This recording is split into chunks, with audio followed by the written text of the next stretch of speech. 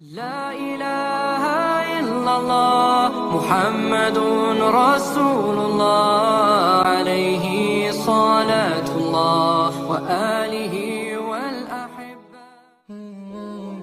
Assalamualaikum warahmatullahi wabarakatuh. Bismillahirrahmanirrahim. Pertama-tama, marilah kita panjatkan puji syukur kehadirat Allah Subhanahu wa Ta'ala yang telah memberikan kita nikmat yang sebegitu luar biasa, yakni nikmat iman dan Islam. Dan tidak lupa, sholawat beserta salam semoga terlimpah curahkan kepada Nabi besar kita, Nabi Muhammad sallallahu alaihi wasallam, kepada keluarganya, para sahabatnya, pengikutnya, dan kepada kita sekalian. Dikisahkan bahwa ketika Syekh Sufyan Ats-Tsauri pernah bermukim di kota Mekkah Al-Mukarramah selama 3 tahun. Selama beliau berada di Mekkah, pernah ada kejadian aneh yang menimpa dirinya. Pada saat itu, Syekh Sufyan Ats-Tsauri selalu didatangi oleh seorang laki-laki. Kegiatan rutinitas lelaki tersebut adalah datang ke masjid ketika menjelang zuhur, melakukan tawaf, kemudian sholat 2 rakaat, lalu mendatangi Syekh Sufyan Ats-Tsauri dan memberikan salam kepada beliau, lalu pergi begitu saja dan kembali ke rumahnya. Dikarenakan kelakuan lelaki tersebut selalu bersikap hal demikian kepada Syekh Sufyan Ats-Tsauri, membuat hati Syekh Sufyan Ats-Tsauri senang kepada lelaki tersebut. Pada suatu saat, ketika lelaki tersebut terkena penyakit, lalu ia mengundang Syekh Sufyan Ats-Tsauri untuk menemuinya dan ingin memberi wasiat kepada Syekh Sufyan Ats-Tsauri. Seandainya nanti aku mati terlebih dahulu, maka aku minta tolong kepadamu agar engkau kelak yang akan memandikan diriku, dan engkau pula yang akan mensolatiku. Begitupun engkau pula nanti yang akan mengubur diriku.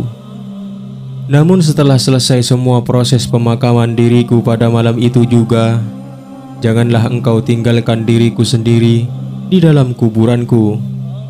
Seandainya nanti kedua malaikat Mungkar dan Nakir bertanya perihal tauhid kepadaku, maka engkaulah yang akan terus menuntunku untuk menjawab pertanyaan dari mereka, pinta laki-laki tersebut. Saat itu juga Syekh Sufyan Ats-Tsauri siap untuk melaksanakan semua yang diinginkan oleh si lelaki itu.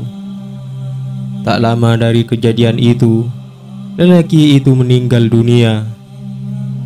Ketika Syekh Sufyan Ats-Tsauri mengetahui bahwa lelaki yang berwasiat kepada beliau meninggal dunia, kemudian Syekh Sufyan Ats-Tsauri bergegas melaksanakan semua yang diperintahkan oleh lelaki itu.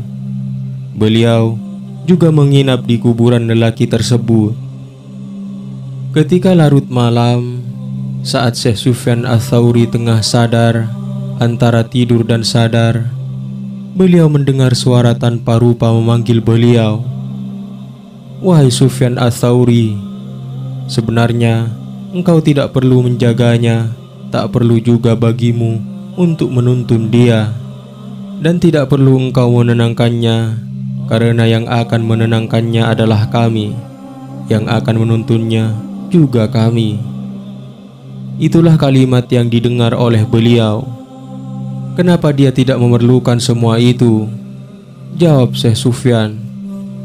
Lalu suara tersebut kembali terdengar, sebab dia melaksanakan ibadah puasa Ramadan dan diikut sertakan berpuasa 6 hari di bulan Syawal. Setelah mendengar suara itu, Syekh Sufyan Ats-Tsauri terbangun dari tidurnya, dan anehnya, beliau tidak melihat seorang pun di sekitarnya. Lalu Syekh Sufyan Ats-Tsauri melaksanakan wudhu, kemudian melakukan sholat. Saat beliau tidur, ia bermimpi seperti kejadian di kuburan lelaki itu. Mimpi itu berulang hingga 3 kali kepada Syekh Sufyan Ats-Tsauri. Saat itulah ia tahu bahwa mimpi itu datangnya dari Allah Subhanahu wa Ta'ala. Ya Allah, berikanlah taufik kepadaku untuk berpuasa seperti lelaki itu dengan anugerah-Mu dan kemuliaan-Mu. Doa Syekh Sufyan Ats-Tsauri. Mudah-mudahan video singkat ini bermanfaat dan kita bisa memetik hikmah dari kisah ini. Wallahu a'lam bishawab. Assalamualaikum warahmatullahi wabarakatuh.